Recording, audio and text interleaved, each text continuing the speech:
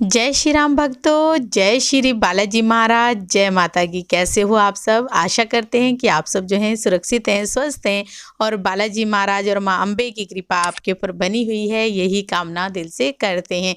तो जैसा कि आप सभी को पता है कि हर रोज़ एक वीडियो आप तक लाने की पूरी कोशिश रहती है और हमारी ये भी कोशिश रहती है कि आप तक जो है ज्ञानवर्धक वीडियो ही पहुँचाई जाए, जिससे आपको भरपूर लाभ उठाने को मिले। तो जो है आज की हमारी वीडियो है, उसमें हम जानेंगे कि क्या कोई एक पाठ अगर हम कंटिन्यू करते हैं, रोज़ कर रहे हैं उस पाठ को, तो उससे हमें क्या क्या लाभ हो सकते हैं, क्या क्या चीज़ें आपको करनी चाहिए जिसका जो है आपको भरपूर लाभ भी उठाने को मिले पाठ का। तो अंत तक बने रहें, बहुत ही ज्ञानवर्धक ये वीडियो होने वाली है। अगर वीडियो अच्छी लगती है तो लाइक करें, शेयर करें, कमेंट करें और अगर आप हमारे चैनल पर पहली बार देख रहे हैं तो चैनल को ज़रूर सब्सक्राइब करें, साथ में बेल आइकन है उसको प्रेस करें ताकि आने वाली हर एक वीडियो की नोटिफिकेशन सबसे पहले आप तक पहुँच जाए। और माँ के प्यारे चैनल को भी जरूर सब्सक्राइब करें। चलिए शुरू करते हैं आज की वीडियो। जय श्री राम जी। जय श्री राम, जय श्री बालाजी महाराज। मेहंदीपुर की पवित्र कृपा आपके परिवार पर निरंतर बरसती रहे। आपका परिवार खुशमय हो, मंगलमय हो, ऐसी कामना अपने इष्ट देव श्री बालाजी महाराज से करता हूँ और माँ जगत जननी माँ भवानी अम्बिके से करता हूँ। लगातार पाठ करने से क्या होता है? अब एक छोटा सा जो ये टाइटल है, लगातार पाठ करने से होता क्या है। बाकी क्वेश्चन की बात तो है ही कि अगर हम कोई भी पाठ करते हैं हमें तो वो कोई फल दिखता नहीं है, और लेकिन वो फल है कहाँ चला जाता है वो फल। अगर जब भी कभी भी हम भगवान के प्रति कोई भी पूजा याचना करते हैं तो उसका फल निश्चय ही हमें मिलता है, आज नहीं तो कल मिलता है। ये भी आपने सुना ही होगा, लेकिन कैसे मिलता है ये मैं आपको आज बताता हूँ। जब हम कोई भी पाठ करते हैं, हम मान लीजिए सुंदरकांड का पाठ लगा लीजिए। अगर सुंदरकांड का पाठ आप कंटिन्यू कोई भी व्यक्ति अपने घर के मंदिर में करता है, उससे आपको किस किस प्रकार के बेनिफिट होंगे, उस पाठ से क्या होगा। अब हर व्यक्ति पहले कोई भी बिजनेस करता है या कोई भगवान की पूजा करता है या कोई हाथ में स्टोन भी डालता है या कुछ भी करता है या कोई माला जप करता है, तो पहले उसके प्रॉफिट के बारे में जानता है, जानना चाहता है कि इससे मुझे होगा क्या, लाभ क्या होगा। भगवान के प्रति कोई भी कार्य किया हुआ व्यर्थ तो जाता नहीं कभी भी, ना कभी ये होगा कि कोई चीज़ व्यर्थ चलेगी।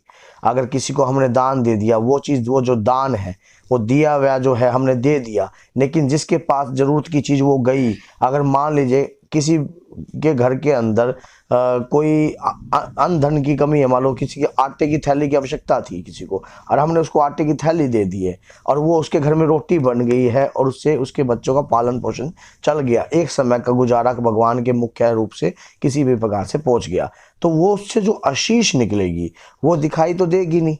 वो अदृश्य रूप से जो शक्ति आपके घर में आ रही है वो कभी आपको वो सिर्फ महसूस की जा सकती है। आपके हृदय में जो सुकून महसूस होगा किसी को दान देने का, उसी प्रकार से जब हम कभी भी कोई पाठ या पूजा करते हैं तो भगवान की जो कृपा है हमारे ऊपर, हम ऐसा मानते हैं कि वो कृपा हमारे साथ चलती है। मान लो हम जब पूजा करने लगे हैं, सुंदरकांड का पाठ कर रहे हैं, एक समय हमने बांध दिया, कोई भी एक समय हमने बांध रखा है पूजा का, और हम उस समय पे हनुमान चालीसा, सुंदरकांड, रामायण या भगवत गीता या कोई भी ऐसे, या दुर्गा सप्तमी का कोई भी ऐसा हम पाठ कर रहे हैं। अब जो वो शक्तियाँ होती हैं, वो उस पाठ को सुनने के लिए आती हैं, जो अदृश्य शक्ति है।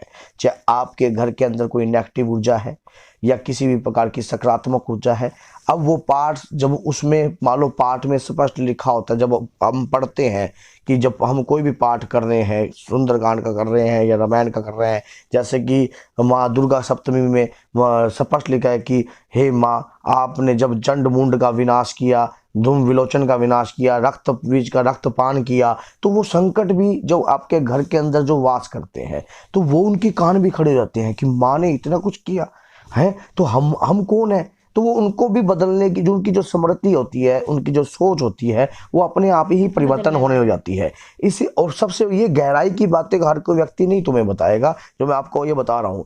हमने किसी की सोच बदलनी है। जो नकारात्मक ऊर्जा आपके घर के अंदर है, उसकी जब सोच, पहले तो वो अड़चन डालती होगी उस पाठ में, फिर उसके अंदर की भी सोच बदलने लग जाती है, सकारात्मक ऊर्जा उठती है घर के अंदर। फिर जब वो पाठ आप के बच्चे देखते हैं। अगर मान लो आपकी कोई बच्चे हैं, आपकी मदर कोई ऐसा पाठ कर रही है, तो आप भी ये सोचते होगे कि मेरी मम्मी देख लो आज तक ये पाठ करती आई है, तो हमें भी ये पाठ करना चाहिए था। हमारी मम्मी ऐसे ऐसे पूजा पाठ करती थी, ऐसे ऐसे भोग लगाती थी माता को, वो हनुमान जी महाराज को भोग लगाती थी, तो हमें भी वो भोग लगाने चाहिए। हम आपके हृदय की भावना अपने आप उत्पन्न हो जाएगी, क्योंकि जो जैसा आप करोगे आपके बच्चे उस चीज को देखेंगे, रीड करेंगे। और ये मैं वो बातें नहीं बताऊंगा कि इस पाठ से आपको ऊर्जा मिल जाएगी, ये मिल जाएगी, वो तो सभी ने आपको बता रखी होगी। मैं वो बता रहा हूं कि जो आपके असली ऊर्जा तो आपकी संतान है, जिसमें आपके प्राण बसते हैं। जब उसमें संस्कार की मर्यादा उत्पन्न होने लग जाएगी, तब वो भी उस पाठ को सुनेगा और कंटिन्यू उसका स्मरण करेगा। तो स्मरण करेगा तब कल को मुसीबत के समय उसको ये बात जरूर याद आएगी। क्योंकि जब हमारा बचपन, हम जब बड़े होते हैं ना, तो हमें अपना बचपन याद आता है कि हमने बचपन में वहाँ पे छलांग लगाई थी, हम ऐसे खेले थे, ऐसे कूदे थे।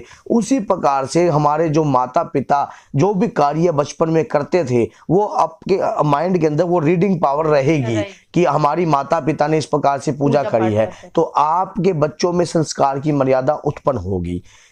फिर तीसरी बात यह है कि जब घर के अंदर हम कोई भी देवी देवताओं का पाठ करने लग जाते हैं, तो ऑटोमेटिकली ही घर के अंदर सकारात्मक ऊर्जाएं उत्पन्न होने लग जाती हैं।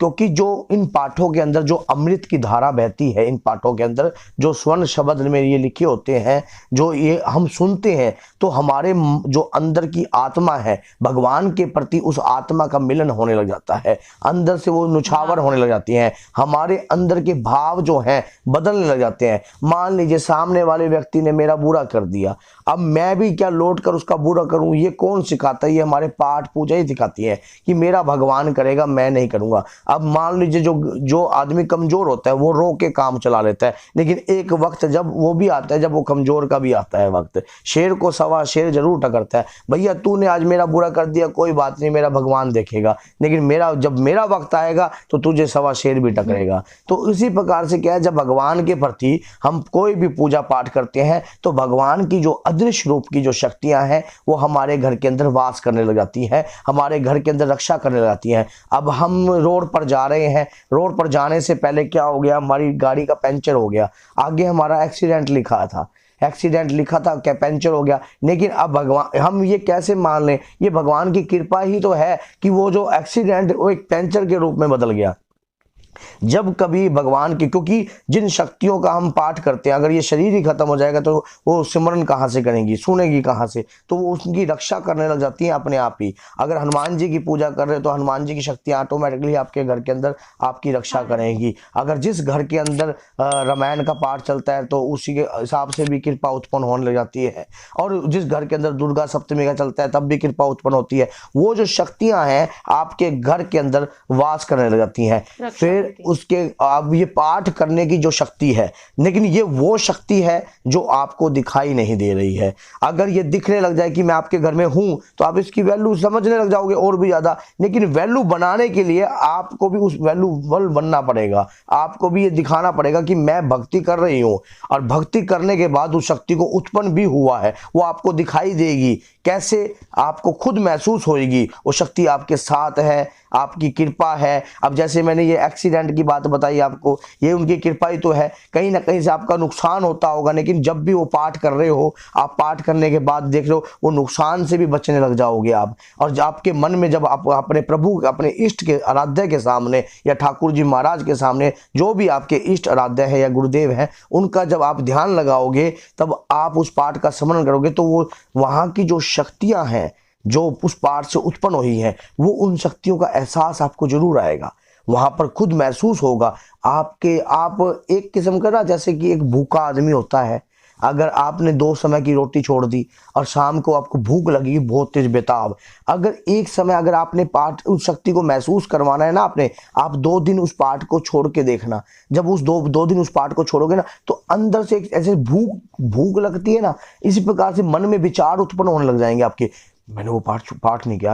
आज मैंने पाठ नहीं किया। जो आदमी नित्य नेम इस प्रकार का कार्य करता है उनको वो शक्तियों को इस प्रकार से समझना लग जाता है। अब इसी प्रकार से तुलसीदास जी ने क्या किया था, जब वो रामायण का पाठ करते हनुमान जी सुनने आते थे, एक दिन किया नहीं तो हनुमान जी बेताब हो गए थे, बेचैन हो गए थे, तो हनुमान जी को आना ही पड़ा उनको दर्शन देने के लिए। तो इसी प्रकार से आप आदत डाल दीजिए भगवान की शक्तियों को भी, ताकि वो आपको पाठ को स्मरण करने के लिए आए, उन्हें ग्रहण करने के लिए आए। जब जिस घर के अंदर प्रभु का नाम का सिमरन हो रहा होगा, और जब वो शक्तियां उस पाठ का सेवन करेंगी और वो सुनेंगी तो उनको आदत पड़ जाएगी। जैसे हम किसी भी चीज़ को आदत डाल देते हैं और आदत के बाद फिर आप उनके साथ वार्तालाप कर सकते हो, उनसे बात कर सकते हो, क्योंकि वो खुद बेचैन हो गई है। वो आपने सिर्फ यही कामना करनी है कि कोई भी दिव्य शक्ति जब मेरे साथ है, इस पाठ से उत्पन्न हुई है, सिर्फ मुझे उसका एहसास चाहिए, तो एहसास अपने आप ही हो जाएगा। तो बहुत सी बातें होती हैं जो ऑन कैमरा नहीं बतानी चाहिए, लेकिन मैं आपको फिर भी मैंने बोल दिया,